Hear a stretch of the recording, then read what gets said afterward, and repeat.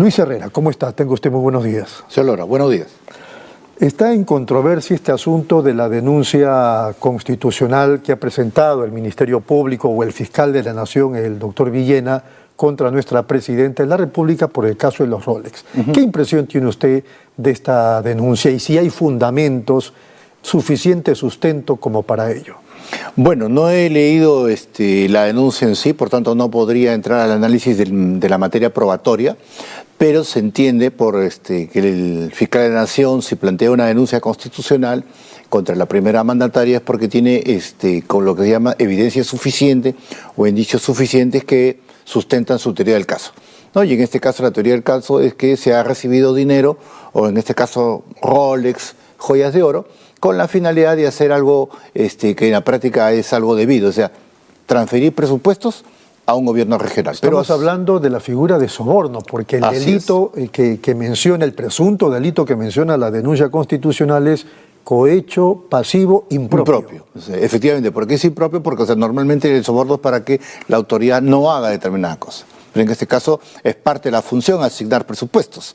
Entonces acá lo que se está planteando, según la teoría del caso del Ministerio Público, es que Presidencia de la República habría acelerado o orientado la asignación de estos presupuestos como contraprestación por la recepción de estas joyas de oro. Entonces no he leído el tema probatorio, por lo tanto no podría ir al fondo, pero vamos a decir, en el detalle, en el marco constitucional. En el marco constitucional, el primer punto que la teleaudiencia tiene que entender es que la Constitución se interpreta de manera integral, no es solamente el 117. Y en ese sentido, la Constitución Política de 1993 tiene dos principios fundamentales que hay que entender. Primero, la búsqueda de la justicia, es decir, la justicia tiene que ser oportuna. Y en segundo lugar, la proscripción de la impunidad. En ningún caso el artículo 117 se pone en el contexto de que la protección a la figura presidencial implique avalar un acto de corrupción que se trasluce en un hecho delictivo de delito común. El 117 fue conceptualizado por los constituyentes como una protección política a Presidencia de la República para que no se le enjuicie, no se le impute por la imposición de políticas públicas, por la imposición de un plan de gobierno. Podemos estar de acuerdo o no con el cambio de una ley, con el cambio de la Constitución, con la nueva política pública, pero es parte de la agenda política que el gobierno de turno ganó, trajo consigo al momento de ganar la elección, entonces se entiende que es parte de la voluntad popular. Entonces, para no ser denunciado por las minorías o por mayorías congresales que le dé inestabilidad al gobierno, es que la figura del 117 solamente considera 4 delitos. Pero en ningún caso es que esa situación se extienda a hechos de delito común. Muy bien. A ver, ¿se puede denunciar a un presidente de la República en el Perú? Constitucionalmente sí se puede. No se puede acusar. No, pero justamente, mire, en diciembre del año 2022 yo tuve una colaboración académica con la revista del Congreso, Cuadernos Parlamentarios número 28, y publicó un artículo que se llama La acusación constitucional con contenido penal. Y aquí analizamos justamente lo que estoy planteando. El auto del juez Checkley, que en su oportunidad se dio para la tutela de derechos que planteó el expresidente Pedro Castillo, señala claramente que la doctrina nacional en materia de lo que es protección a la figura presidencial no alcanza a lo que es delitos comunes, ¿no? Entonces, si a eso le aplicamos nosotros que todo el contexto constitucional señala que no se puede avalar temas de impunidad porque nosotros somos firmantes de la Convención Internacional de Lucha contra la Corrupción, entonces no solamente la Fiscalía de la Nación puede hacer una denuncia constitucional, sino que además el Congreso de la República, haciendo ejercicio de su capacidad de lo que es interpretación constitucional, puede acusar. O sea, esa es la interpretación que se le tiene que dar en su conjunto a la Constitución política vigente, porque como digo, de lo contrario sería irnos al extremo de estar de generar impunidad. Y si algo algo no se quiere es justamente eso. Y en ese contexto de darse la acusación, Dado que todavía no estamos yendo al fondo penal porque todavía está en proceso, pero sí hay una infracción a la Constitución. Entonces, por tanto, ahí tendría que aplicarse el artículo 114, que es el tema de la suspensión en el cargo.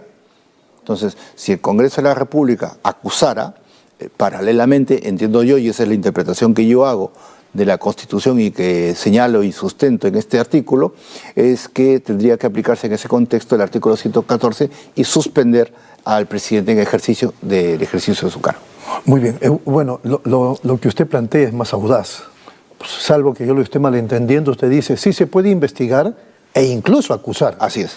Esta mañana yo lo escuchaba al doctor Natalian Primo, que fue político y ahora está dedicado más de 30 años al derecho, es constitucionalista, y él decía, él es de los que piensa como usted, o sea, es evidente, nadie puede defender lo indefendible, en el caso de Dina Boluarte y los Rolex, pero él sostenía que, presentada la denuncia constitucional, es verdad que el Congreso o la subcomisión, me parece que es, de acusaciones constitucionales, puede archivar, etcétera, etcétera. Pero en este contexto y considerando lo sustancioso de la denuncia, correspondería que hagan su informe, la subcomisión, y no acuse.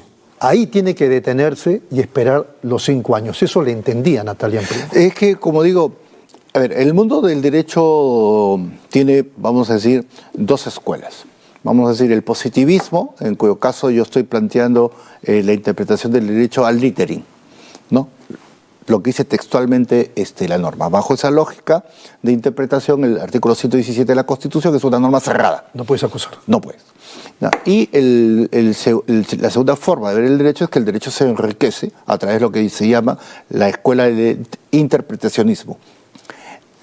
El Congreso de la República, uno de los roles que tiene, pues, es interpretar también el tema de la Constitución, como se hizo, por ejemplo, cuando el presidente Fujimori renunció en su época y el Congreso de la República interpretó que esa renuncia era un tema de retirarlo por incapacidad moral y además asimismo se redujo en su plazo para convocar elecciones. O sea, el Congreso puede hacer labor de interpretación dentro de lo que se conoce el equilibrio de poderes. Entonces, como digo, ¿cuál es el tema? El 117, si se hace un análisis interpretativo en conjunto del resto de normas de la Constitución, como el artículo 99, el artículo 100, el artículo 104, y además una pieza que no se suele leer en detalle, es el diario de debates de la Constitución. Entonces, en el diario de debates de la Constitución, justamente cuando se debatió el artículo 117, ahí están las ponencias, por ejemplo, de Henry Pease, de Chirino Soto, y de otros constituyentes, que señalaron bien claro que el tema del 117 era para darle estabilidad a los gobiernos en el marco de lo que es la implementación y la lucha política en lo que es implementación de políticas públicas, de planes de gobierno, pero que en ningún caso era para los temas de impunidad en caso de delitos comunes. Es más, en ese supuesto lo que señalaron en el debate los constituyentes fue que de darse delitos comunes, que están sujetos a un proceso penal, ¿no? Pero que si bien tienen un nivel de evidencia que hace, vamos a decir, que cuestiona la permanencia de la autoridad en el ejercicio del cargo, porque obviamente quien ha cometido un hecho ilícito y hay indicios suficientes no podría estar ejerciendo el poder. Para esto venía la figura de la incapacidad moral. Y la vacancia, por lo tanto. Y la vacancia, pues. Eso es lo que debatieron los constituyentes. Entonces, si nos vamos a la pieza primigenia de elaboración de la Constitución y todo lo que dice la doctrina a nivel internacional, nuevamente, en el test de proporcionalidad siempre va a primar la defensa de la nación. Y este caso es proscribir la posibilidad de cualquier tipo de impunidad. ¿Y eso? Sí, diga. Bajo esa segunda lógica, el Congreso de la República, como he señalado, no solamente puede aceptar la denuncia constitucional, sino que además puede acusar. Claro. En este caso, lo que pasa es que, por extensión, de darse ese supuesto, tendría que aplicarse el 114, que en este caso es la suspensión en el cargo. Bien, en este contexto que estamos dialogando, que es el tema del momento en nuestro país, anoche, no sé si usted lo vio, el exministro de Defensa, Mariano González, ha denunciado que la presidenta Dina Boluarte con sus aliados están promoviendo un atentado contra el fiscal de la Nación, Juan Carlos Villena. Claro, el colega, sorprendido por esa afirmación de Mariano González, le dice atentado político. ¿Ah? Eso es lo que anoche dice el exministro de Defensa. Pero bien, ayer en la tarde, horas antes de esa declaración del exministro de Defensa, en el Congreso de la República, el presidente del Consejo de Ministros, cuando declara a la prensa, con mucha claridad, o sea, ni siquiera para decir, bueno, entre líneas, no, dice que el Ministerio Público está promoviendo un acoso político contra la presidenta de la República, que la presidenta es una perseguida política.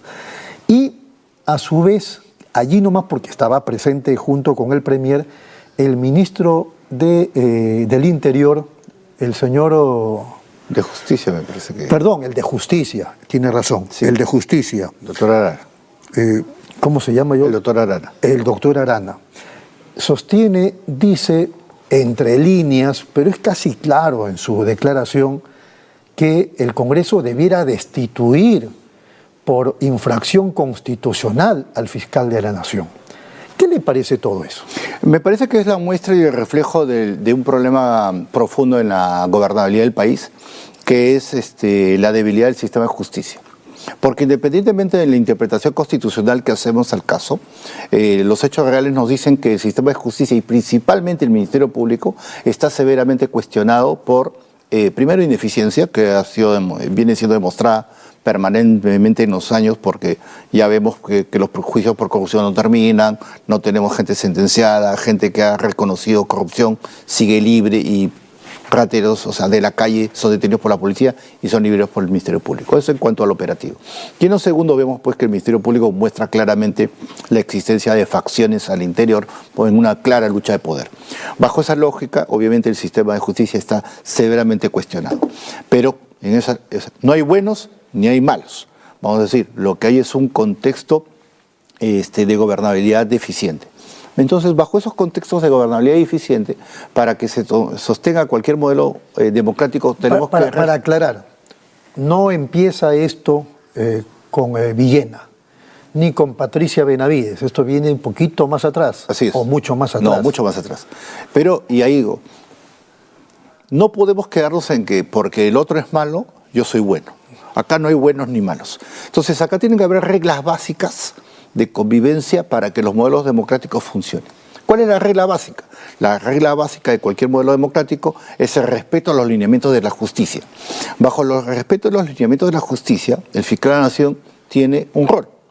Su rol es armar la teoría del caso, en este caso para los que son funcionarios que tienen aforo y con mayor razón la Presidencia de la República, en función a algo, hechos propios del funcionario. O sea, no es el Ministerio Público el que ha inventado el tema de los Rolex. No es como señala el primer ministro porque ha habido un Twitter. O sea, acá hay hechos que son fácticos. Sí. ¿De acuerdo? Entonces, al haber hechos fácticos que son generados por el propio funcionario, obviamente pues que tienen que ser investigados y ese funcionario está cumpliendo un rol. Entonces, cuando yo claramente debo discrepar de la interpretación legal que hace el ministro de Justicia y que hace el Premier, porque, a ver, si nosotros vamos a partir de la lógica de que vamos a estar desconociendo el rol de cada una de las autoridades, primero Ministerio Público, luego Poder Judicial, entonces lo que va a haber en viceversa es que otros poderes van a desconocer el rol que tiene pues el Poder ejecutivo. Entonces estamos en un círculo vicioso que nunca termina. La regla, como digo, general para el mantenimiento de cualquier modelo democrático es primero que se cumplan las reglas básicas de la justicia.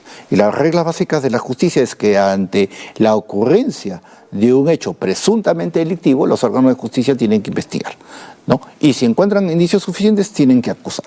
Ok, entonces, en este caso, como estamos hablando de la Presidencia de la República, ya entran temas de interpretación constitucional. ¿Se puede o no se puede? Yo, como digo, he publicado un artículo en el mes de diciembre del 2022, los invito a leerlo aquí, no sé, en Cuadros Parlamentarios número 28, y sustento ahí una posición de que el Congreso de la República, o sea, no solamente se puede denunciar, sino que además se puede acusar, ¿no? Entonces, sujeto a debate claramente, pero creo que Mire, fundamentalmente aquí estamos perdiendo, como siempre, el sentido. El sentido, el objetivo y el rol de un ejecutivo es satisfacer necesidades ciudadanas, economía, justicia, y eso es donde estamos pues fracasando. Entonces, en desacuerdo con esa afirmación del Premier que hay acoso político. Sí, claro. O acoso del Ministerio Público. Sí, no sí. hay acoso. O sea, nuevamente, si estamos diciendo que hay acoso, vamos a estar, estamos en un cisma que nunca va a terminar. Tenemos que cumplir las reglas. Y lo que finalmente tiene que pasar, señor Lora, para que no haya este tipo de problemas, ni en este gobierno, ni en el anterior, ni en el que venga, simple y llanamente los funcionarios públicos tienen que hacer lo que tienen que hacer y no tienen que estar pues aceptando regalos de nadie, ¿no? Así es. Porque ese es hecho propio. Así es.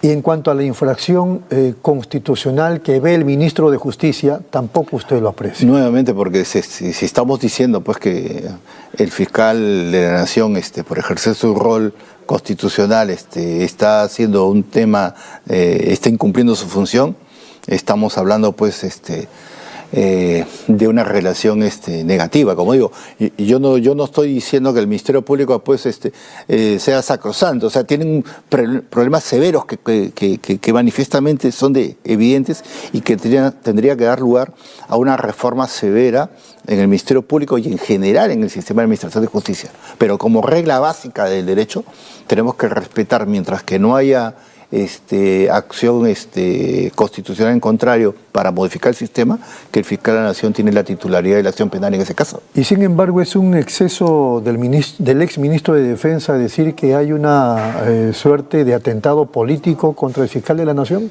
Igualmente, o sea, el otro lado de la vereda, ¿no? Así como el Premier y el ministro de Justicia se están excediendo porque están creando una situación de inestabilidad frente a lo que es el ejercicio de una función dentro del sistema de justicia. Creo que el ex ministro, Mariano González, está haciendo más que un análisis de justicia, está haciendo un análisis político. Y en el análisis político lo que él está manifestando es que aquí hay grupos de poder y grupos de contrapoder, ¿no? Y lamentablemente eso es lo que sigue pues poniendo en crisis y menoscabando nuestro modelo democrático, porque hemos pasado la línea. O sea, la política, la buena política de grupos de poder y contrapoder es justamente quien tiene mejor propuesta en cuanto a lo que son políticas públicas, planes de gobierno frente al ciudadano y quien lo aplica mejor. No quién se protege mejor frente a la intervención de la justicia por la comisión presuntamente de ilícitos propios. Así es. Nos vamos un ratito a la pausa, claro, ¿le parece? que sí. Y regresamos para seguir conversando con el doctor Luis Herrera.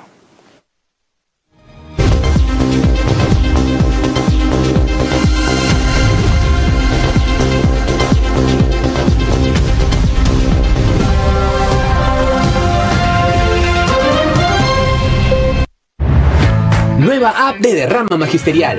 Maestro y maestra, realiza tus consultas y operaciones en la palma de tu mano. Con el nuevo app Derrama Magisterial podrás realizar tus operaciones en todo momento y desde cualquier lugar. Solicita un crédito, consulta el estado de tu cuenta individual, accede al estado de tus créditos, actualiza tus datos, accede al servicio de asesoría legal gratuita. Ubica nuestras oficinas a nivel nacional. Descárgalo hoy mismo en tu Play Store. Derrama Magisterial, seguridad social para el maestro. Bienvenidos a mi lugar favorito. Les quiero contar por qué siempre vengo a Plaza Hogar. Aquí encuentras de todo. Y si un mueble me gusta, lo personalizan a mi antojo. Elijo el color, la tela, todo a medida. Y también puedo traer a reparar todos mis muebles. Además, el servicio de despacho funciona perfecto y a un precio accesible. Y por si fuera poco, siempre encuentro estacionamiento. Somos Plaza Hogar.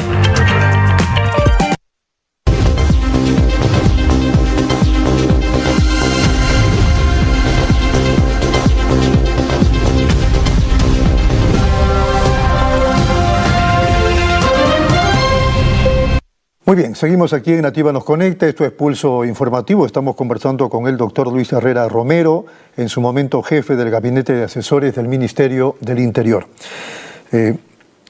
Doctor Herrera, la demanda competencial que ha presentado o está por presentar el gobierno frente a las investigaciones del Ministerio Público y lógicamente esta demanda competencial es ante el Tribunal Constitucional, ¿qué impresión le da? Que es parte del conflicto en el que vivimos, ¿no? Parte del menoscabo democrático en el que estamos. ¿Por qué? El domingo último escuché la argumentación del primer ministro en un programa dominical que señalaba que como fundamento para el tema de la demanda competencial que la acción del Ministerio Público no dejaba gobernar a la Presidenta de la República porque no podía asistir al Consejo de Ministros.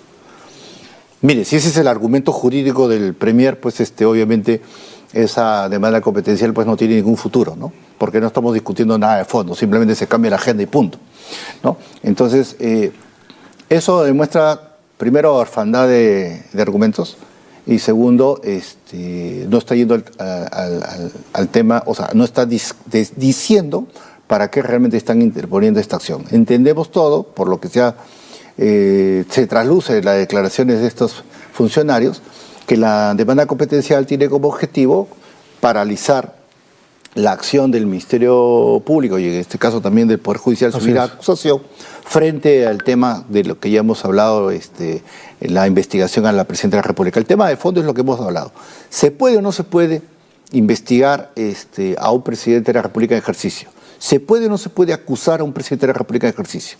El juez Checkley, nuevamente en la resolución de la tutela de derechos, señaló, creo yo, de manera muy clara y citó en doctrina a Luis Felipe Villarán, doctrina clásica del derecho peruano en la materia, que señala que en ningún caso, ¿no?, la protección a la figura presidencial representa una posibilidad de impunidad frente a la comisión de hechos ilícitos de carácter común, ¿no? Es una protección, nuevamente, para la lucha política por la implementación de planes de gobierno. O sea, por ejemplo, ¿no?, que una bancada quiera denunciar a la Presidenta de la República porque está llevando adelante una modificación de la política en materia de seguridad ciudadana.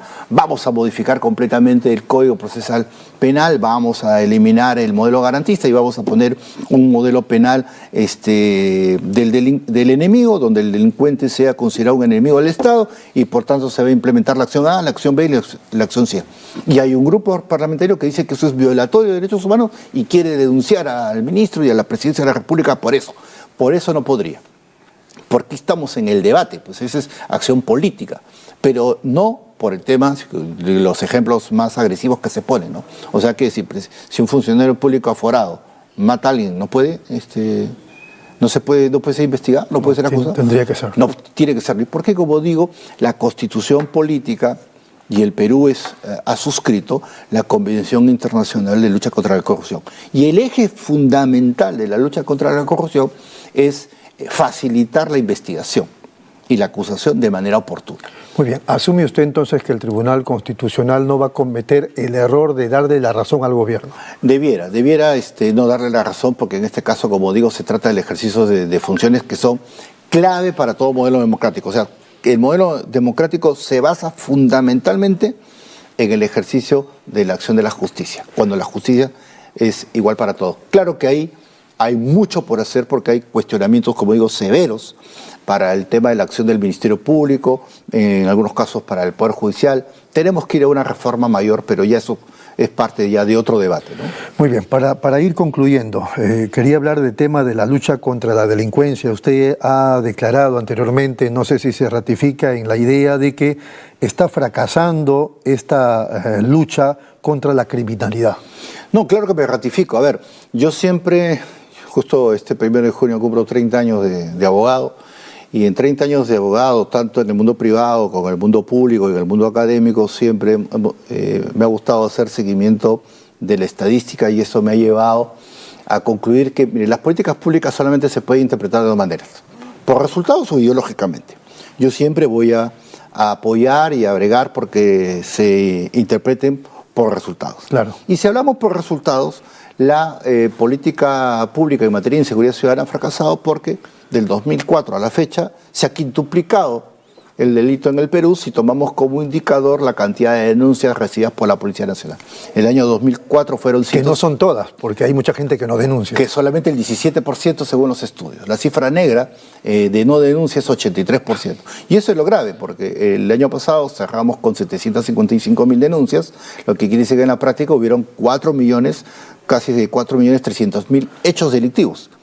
que afecta a 13 millones de personas aprox. Pero, ¿por qué seguimos fracasando? Seguimos fracasando por... Se cambian ministros. Pero no cambiamos la estrategia. Y cuando hablamos de estrategia, por ejemplo, hoy día se habla del tema Amanecer Seguro. Amanecer Seguro es como hablar de los estados de emergencia, pero de manera extendida. O sea, sacar a la policía a la calle para que haga control de identidad, para que intervenga y golpee. Eso golpea una línea de la delincuencia, ¿no? Pero obviamente tiene poco impacto. ¿Por qué? Porque los delincuentes pues, toman nota de que está saliendo la policía y cambian de horarios, vamos a decirlo de esta manera. El tema de la delincuencia es multicausal, como todos sabemos. Por ejemplo, hace poco salieron los indicadores de pobreza. ¿Qué dicen los indicadores de pobreza? ¿Cuáles son los grupos etarios donde más se ha sentido la pobreza en los últimos años? Grupos de 6 a 11 años y de 11 a 17. ¿Por qué es importante eso en materia, por ejemplo, de lucha contra la delincuencia? Porque, y venía escuchando esto en una radio hace unos minutos, ¿qué es lo que dice la policía? Niños sin hogar, que son captados por la delincuencia tempranamente, y hoy día tenemos sicarios de 13 años. Entonces, ¿queremos comenzar a luchar contra la delincuencia? Primero tenemos que tener un buen trabajo de prevención. ¿Y cuál es el buen trabajo de prevención? Buena economía, para generar puestos de trabajo, para tener buena educación, para tener buena salud, para sacar a los jóvenes de las garras de la delincuencia. Claro. ¿No? Y hacer eso con estos chicos pues no es un gasto, es una inversión. Pero por supuesto, ¿no? Segundo lugar, queremos luchar contra la delincuencia. O sea, ya vamos a decir, estamos trabajando de manera adecuada en materia de prevención, o sea, hay buena economía, estamos generando puestos de trabajo, estamos consolidando a las familias, ya. Vámonos a la parte ya, cometieron el delito, vámonos a la parte netamente punitiva. Tenemos 20 años de la dirección de la investigación criminal por parte del Ministerio Público y eso sí, evidentemente ha sido un fracaso. Y ha sido un fracaso porque vemos, el comandante general de la policía hablaba hace poco, ¿no? Decía, nosotros en el año hemos tenido 200.000 detenidos. ¿Cuántos han pasado al sistema de justicia? Él hablaba de 4%, si no me equivoco. Es casi nada. Entonces, todos, usted y yo, todos sus oyentes, siempre tomamos nota en las noticias, ¿no? La policía intervino, detuvo y la fiscalía soltó. ¿Y por qué soltó la fiscalía? Porque, bueno, bajo la lógica del vuelo garantista, dice, el arma se encontró a 3 metros. No estaba en poder de la persona. Por tanto, no le puedo mostrar que era de la persona, lo libero. Oye, pero la persona, pues, antes de intervenido la bota, pues, ¿no? Entonces, ese ejercicio de la dirección de la investigación ha fracasado. Por eso el debate de cambiar el Código Procesal Penal para entregarle la dirección de la investigación criminal a la policía, en el entendido que la policía es quien está más cerca al delito, ¿no? O sea, puede tener una acción mucho más rápida.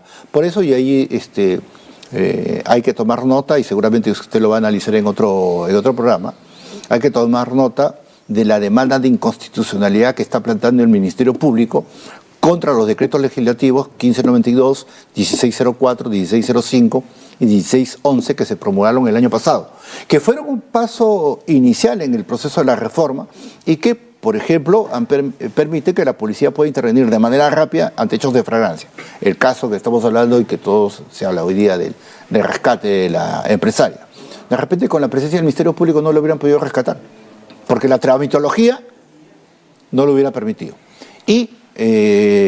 Entonces, nuevamente, ¿qué es lo que más alimenta la delincuencia? La impunidad y la ineficiencia de la gestión pública. Y la corrupción interna en las instituciones públicas. Entonces, la lucha contra la delincuencia es integral. Entonces, por eso es que venimos fracasando, porque nosotros mismos tenemos problemas estructurales muy serios que no hemos podido resolver hasta ahora. Da la impresión que tiene buenas intenciones el señor Ibáñez, pero lo que está haciendo es insuficiente. Sí, o sea, yo... Y usted decía, no hay estrategia. Mire, yo creo que el ministro ha roto la inercia. Uno que es importante, o sea, ha roto la inercia. Por lo menos se muestra que el ministerio está caminando el tema. Creo, y siempre hago como crítica constructiva, que el ministro está confundiendo lo que es marketing personal con comunicación política. Eso se notó a propósito del rescate, ¿no? Entonces creo que ahí hay un tema a afinar. Y tercero, como digo, o sea, es un tema multicausal. Entonces el tema de, por ejemplo, el plan Amanecer Seguro es un tema, como digo, que rápidamente va a ser superado por la delincuencia porque ya sabe que existe. Ahora, ¿qué pasa? Yo creo que, nuevamente, el rol del Ministerio Público y la estrategia pasa fundamentalmente por dos cosas. Acá tenemos que tener presupuesto para fortalecer la acción de lo que es inteligencia, la inteligencia policial operativa que se conoce, y la investigación criminal. Muy bien. ¿Ya? Y lo otro ya son políticas de Estado mucho más complejas porque tienen que intervenir todo el Ejecutivo, porque de lo que se trata es mejorar económicamente el país, porque eso trae un efecto positivo que saca a la gente de la pobreza y saca a la gente de las garras de la delincuencia. Muy bien, señor Herrera, ha sido muy amable. No, Muchas gracias por su gracias a presencia. usted. Nos vamos de inmediato a la pausa, regresamos.